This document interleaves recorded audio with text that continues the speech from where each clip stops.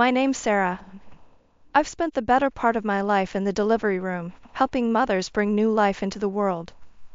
It was more than a job, it was my calling. But when you hit 65 and your health starts to tell you to slow down, you listen. So, I stepped back from the front line and shifted gears to consulting and administration at the medical center.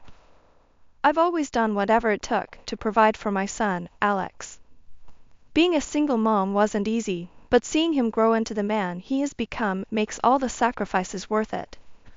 I sent him to the best schools, got him into hockey, though it turned out that wasn't his path. He found his passion in advertising instead, and now he's doing great, working as a hotshot at some fancy agency. Currently, my big old house is all torn up for renovations, so I've moved into this little apartment temporarily. It's nothing like home, but it's got 4 walls and a roof, and that's enough for now. Today's kind of a big deal. Alex is bringing over his fiancée, Emily, for dinner. He's talked her up quite a bit, beautiful, smart, and works with him. I'm a bit nervous, truth be told. This place isn't much to look at, and I want to make a good impression. I decide to cook my famous beef stew.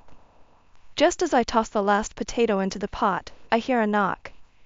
Coming, I shout, wiping my hands on my apron as I head to the door.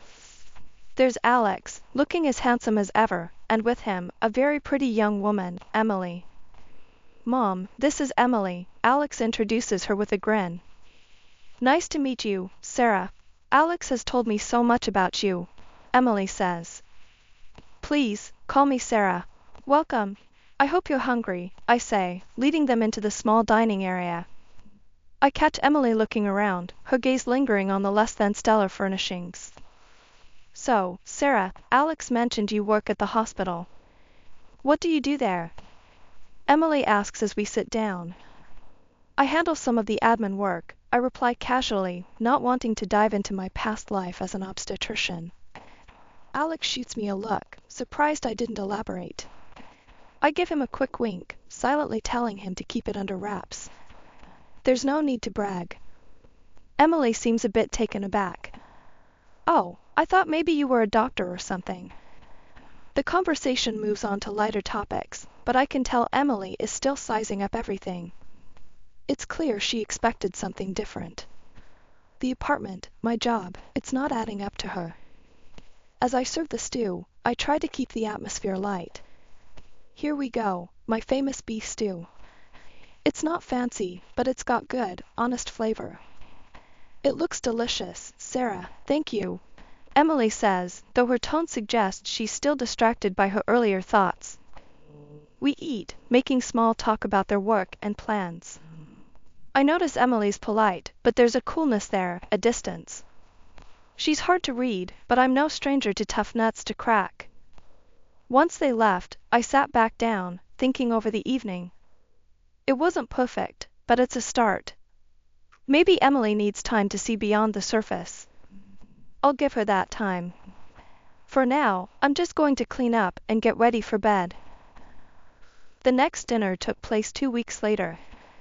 They arrived just as I was pulling the chicken out of the oven. Alex, ever my pride and joy, greeted me with a big hug, while Emily offered a polite smile, her eyes quickly scanning the small, somewhat worn living room. Dinner smells great, Mom, Alex said, his cheer filling the cramped space. Thanks, hon. I hope you're both hungry, I replied, ushering them into the dining area. As we sat down, Emily's gaze lingered on the mismatched chairs and a second-hand tablecloth. I could almost hear her thoughts ticking over. Finally, as I began to serve the food, she turned to me with a question that caught me off guard. Sarah, I was wondering, how were you able to afford such a good education for Alex? Private school, hockey, must have been expensive, especially on a hospital administrator's salary. I paused, spoon midair, taken aback by the directness of her question. Not wanting to delve into my financial history or my past earnings as a top obstetrician, I opted for a simpler answer. Well, Emily, my parents left me a small sum. It wasn't much, but I stretched it as far as I could. Education was always a priority for us, I said, giving a slight shrug as if it were no big deal. She nodded, though her expression was pensive, almost skeptical, as she looked around the apartment again. Interesting, she murmured, more to herself than to me, her eyes scanning the modest decor. Dinner continued with light conversation, mainly driven by Alex, who seemed oblivious to the tension. After we finished eating, Emily excused herself to use the bathroom, but wandered slowly, taking in every detail of the apartment. I took the moment to speak with Alex, keeping my voice low. Alex, I'd prefer if we keep the details of my financial situation and the house under wraps for now, okay? Alex laughed lightly, brushing off my concern. Mom, you worry too much. It's not like it's a secret or anything. Just humor me, son. And, please, take your time to really get to know Emily, I added, my tone more serious. Mom, I love her. She's the one, he replied confidently, his face softening as he spoke of her. I sighed, resigned that my advice might go unheeded. Just be sure, that's all I ask. When Emily returned, her demeanor had shifted slightly, now more composed, perhaps even more determined. The rest of the evening passed quickly, and soon they were ready to leave. Thank you for dinner, Sarah. It was lovely, Emily said, her voice polite but distant as she hugged me goodbye. Of course, dear. Anytime, I responded, watching them leave with a mix of emotions. After closing the door, I leaned against it, feeling a mixture of concern and frustration. Emily's questions, and her obvious disappointment with my current living situation, left a sour taste in my mouth. Wedding preparations were in full swing, and Alex and Emily seemed to be caught up in the whirlwind of it all. Invitations, venue bookings, menu tastings, it was a lot, and despite the tensions, I wanted to help. One afternoon, they came over to discuss some of the plans. I had made some coffee and laid out a few snacks on the kitchen table, a neutral ground of sorts. The apartment still wasn't much to look at, but I'd managed to make it feel a bit more inviting. So, we're thinking of having the ceremony outdoors, Alex started, spreading out some brochures across the table. That sounds lovely, dear. Where at?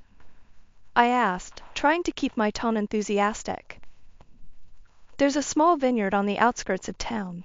Emily fell in love with it, he replied, looking over at Emily, who nodded in confirmation.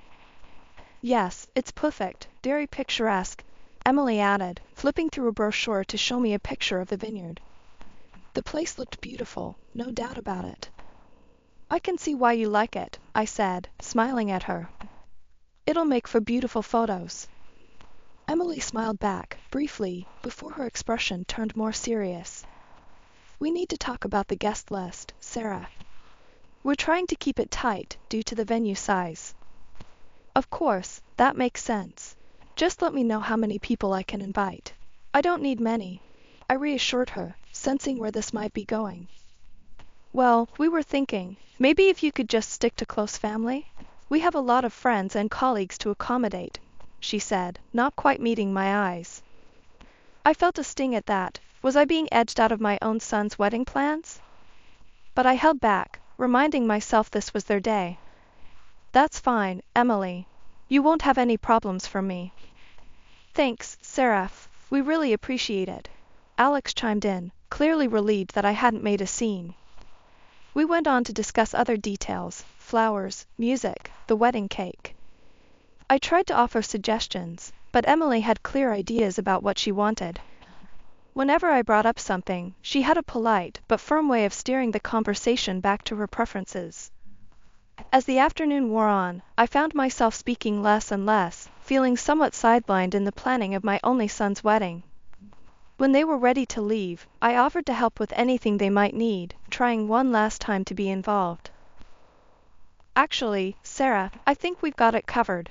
But thanks, Emily said, her smile polite but distant. We'll keep you updated, of course. Of course, dear. Just happy to help, I replied, keeping my smile fixed until the door closed behind them. I washed the dishes slowly, lost in thought, wondering how things would pan out on the wedding day. Would I just be a guest at my son's wedding, watching from the sidelines? The thought weighed heavily on me as I dried the last cup and turned off the kitchen light. Alex's birthday rolled around, and this year was different because I wasn't planning the celebration. Emily took it upon herself to throw the party. Somehow, my invitation got lost in the shuffle, or so I thought. The truth hit hard when a friend casually mentioned the big bash being set up at their place. I wasn't on the guest list, a fact that stung deeply, but I put on a brave face. My son's happiness was more important than my feelings, and I decided to drop by with a gift, uninvited but hopeful. I chose a classic gift, a nice watch I knew Alex had been eyeing for months.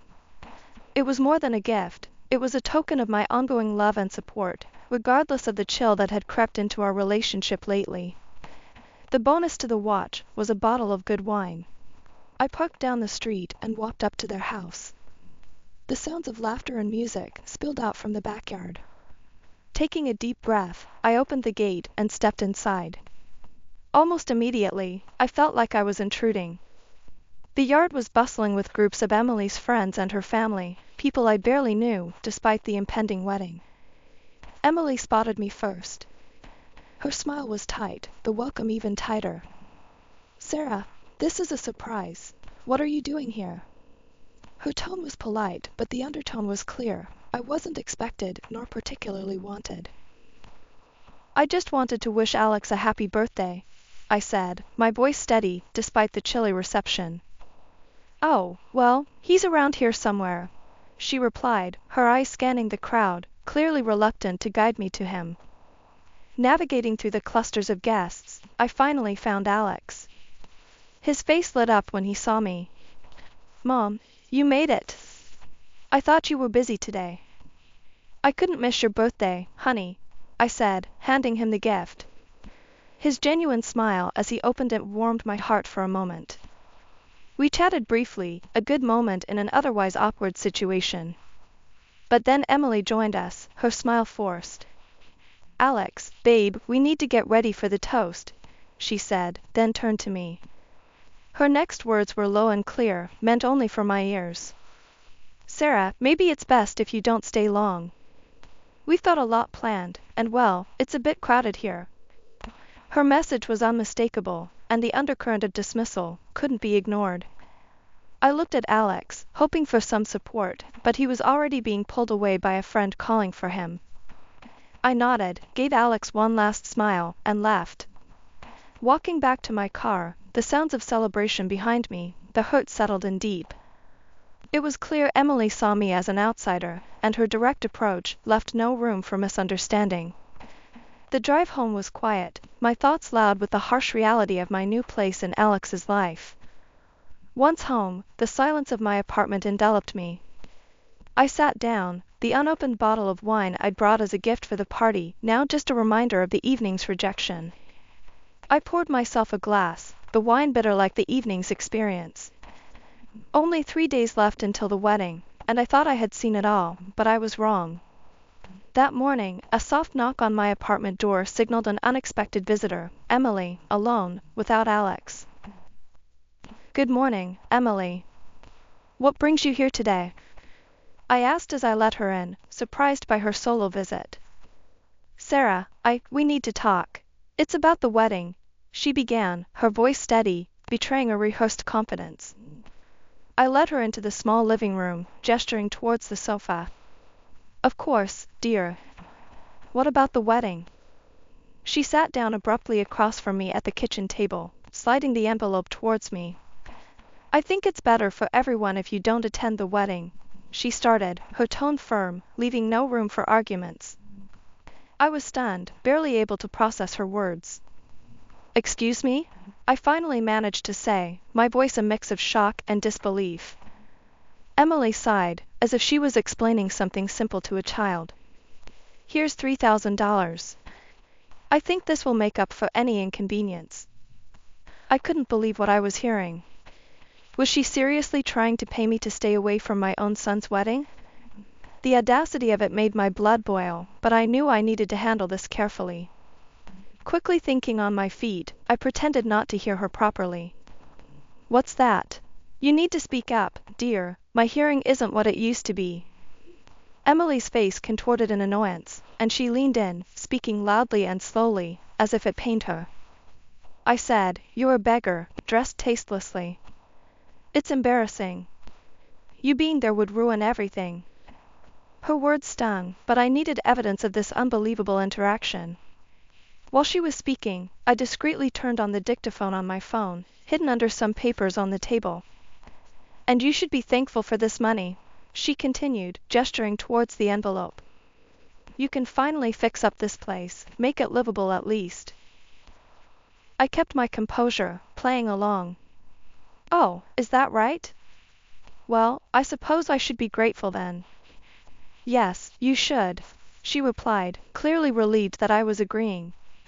She pushed the envelope closer to me, eager to conclude her distasteful errand. I picked up the envelope, the crisp bills feeling like dirt in my hands. Emily stood up, smoothing her dress, looking satisfied with herself. I'm glad you're being reasonable about this. Oh, absolutely, dear. Thank you for your generosity, I said, my tone dripping with faint gratitude. With a nod, Emily left my apartment, no doubt believing she had successfully bought my absence from the wedding. Once the door closed behind her, my act dropped, and the gravity of what had just occurred washed over me. I dialed Alex immediately, my fingers trembling slightly as I pressed the phone against my ear. Alex, you need to come over now. It's urgent, I said, my voice tight with a mixture of anger and urgency. He could hear the seriousness in my tone. I'm on my way, Mom. Hang on, he replied, and I could tell he was already grabbing his keys and heading out the door. The minutes dragged until he arrived. As soon as I heard the door swing open, I ushered him into the living room. Alex, there's something you need to hear, I said, my voice steady despite the storm of emotions inside me. I handed him the phone where I'd saved the recording of my conversation with Emily. His face was a mask of confusion as he listened, his brow furrowing deeper with each passing second. When the recording ended, he looked up, shock and disbelief written all over his face. I had no idea she could say such things. Mom, I'm so sorry. I can't believe she'd do this to you. We need to expose her, show everyone what she's really like. But how? I had been thinking about this ever since I turned off the recorder earlier. I have an idea. Over the years, I've helped bring hundreds of lives into this world. Many of those families still keep in touch, respect me for the work I did. What if we gather their stories? Show everyone how much I've been a part of this community? Alex's eyes lit up with a mix of pride and hope.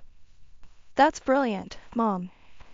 We could record some testimonials from your patients, even the people you've worked with at the hospital, and the mayor. You did help his wife when she was in labor, after all. Over the next few hours, we were busy.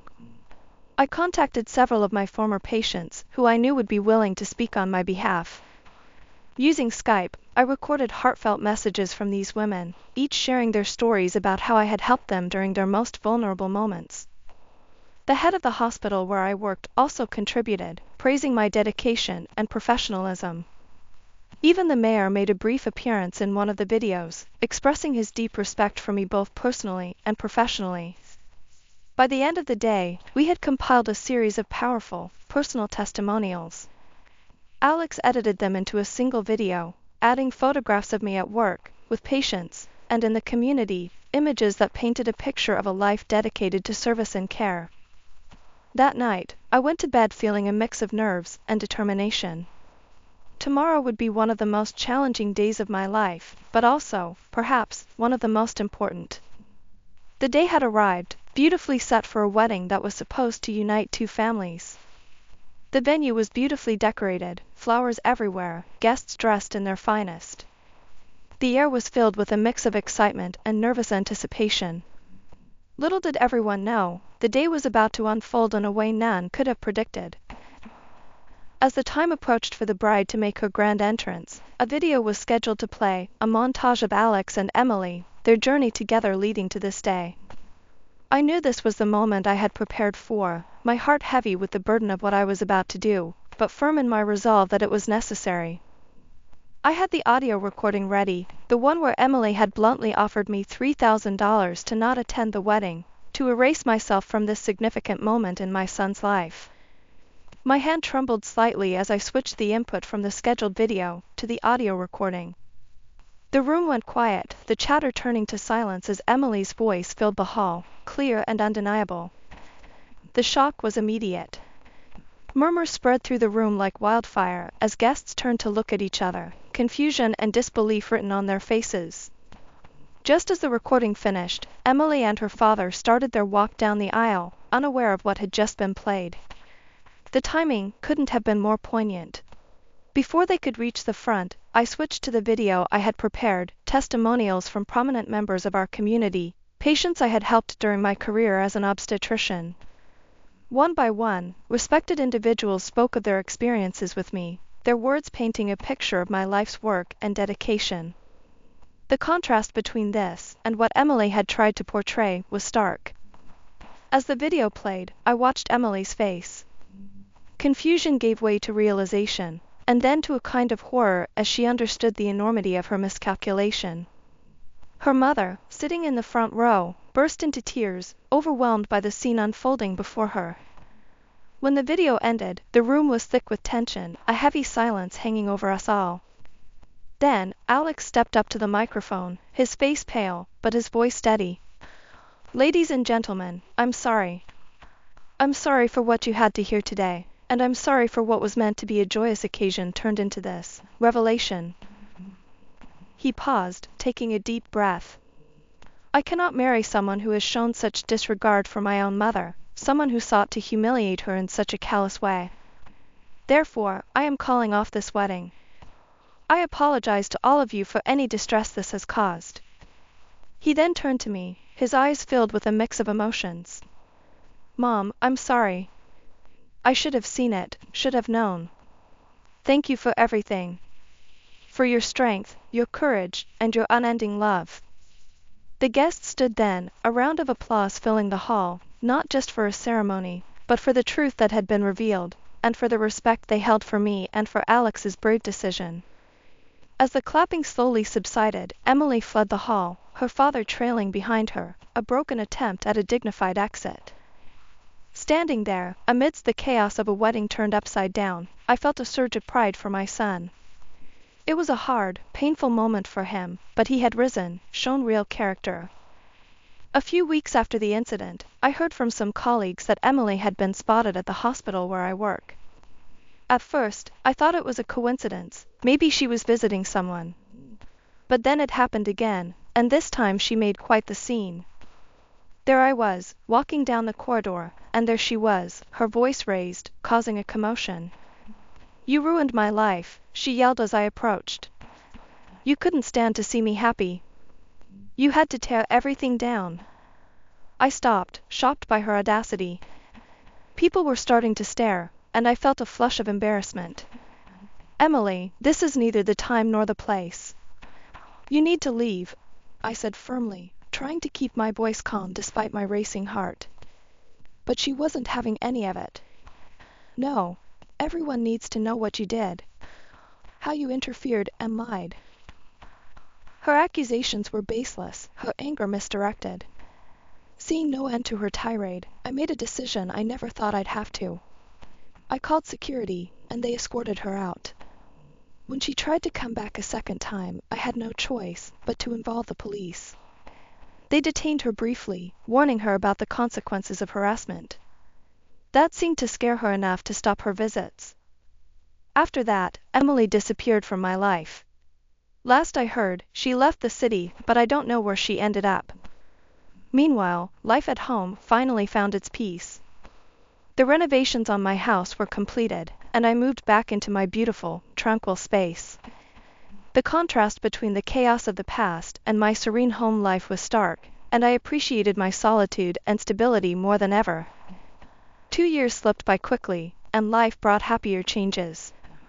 Alex, resilient and matured from his experiences, met someone new, a wonderful woman named Clara. They got married in a small, intimate ceremony, which was a joyous occasion, filled with love and genuine happiness. Clara is everything Emily wasn't, kind, respectful, and genuinely supportive of Alex and me. Now retired, I've taken to enjoying the slower pace of life. My days are filled with gardening, reading, and long walks. I've also started planning a trip around the world, something I've dreamed about for years, but never had the time or freedom to pursue. Despite the turmoil of the past, life had a way of moving forward, bringing new joys and challenges. I was ready for whatever came next, embracing each day with an open heart and an adventurous spirit.